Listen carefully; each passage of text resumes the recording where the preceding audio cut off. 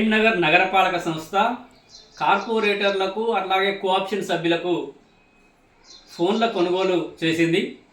ఒక్కో ఫోన్ విలువ 40,000 నుండి 45,000 రూపాయల వరకు వెచ్చించి 70 ఫోన్లను కొనుగోలు చేయడానికి కోసం టెండర్ వేసింది. దీన్ని సిపిఎం తీవ్రంగా ఖండిస్తూ ఉన్నది. ప్రజాధనాన్ని దుర్వినియోగం చేసే విధంగా ఈరోజు నగరపాలక సంస్థ వ్యవహరిస్తూ ఉన్నది. ప్రజా సమస్యలను తెలుసుకొని ఆ ప్రజా సమస్యలను పరిష్కరించడం కోసము ఈ ఫోన్లు వాడుతున్నామని చెప్పి కమిషనర్ గారు చెప్తూ ఉన్నారు. అంటే ఇప్పటి వరకు కార్పొరేటర్లకు ఫోన్లు లేవా? ఒక్కో కార్పొరేటర్ దగ్గర 2 ఫోన్లు 3 ఫోన్లు ఇప్పటికే ఉన్నాయి.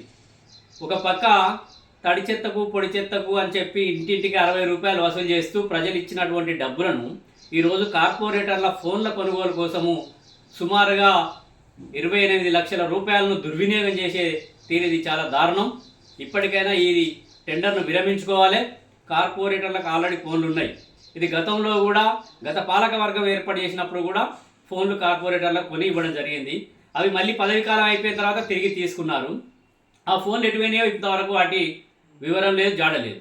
అట్లాగే మళ్ళీ ఇప్పుడు కొత్త పాలక వర్గం వచ్చింది కాబట్టి ఆ కొత్త పాలక వర్గానికి కూడా ఈరోజు ఫోన్లు కొనిస్తామని చెప్పి నగరపాలక సంస్థ నిర్ణయం తీసుకోవడం, దీన్ని మున్సిపల్ కౌన్సిల్ సమావేశంలోనే ఆమోదం తెలుపుకోవడం, 66 మంది కార్పొరేటర్లు కూర్చొని వాళ్ళ ఫోన్లు కావాలని చెప్తే దీనికి ఏకగ్రీవంగా ఆమోదించుకోరా? ఇది ప్రజా సమస్యలను పరిష్కరించడం కోసము కొన్ని నిర్ణయాలు తీసుకోవాలి తప్ప వాళ్ళ ఫోన్ కొనుగోలు చేసుకోవడం కోసమే ఏకగ్రీవంగా తీర్మానం చేసినామని చెప్పడం కూడా ఇది చాలా విడ్డూరం. ఇప్పటికే నగరపాలక సంస్థలు అనేకమైనటువంటి సమస్యలు ఉన్నాయి.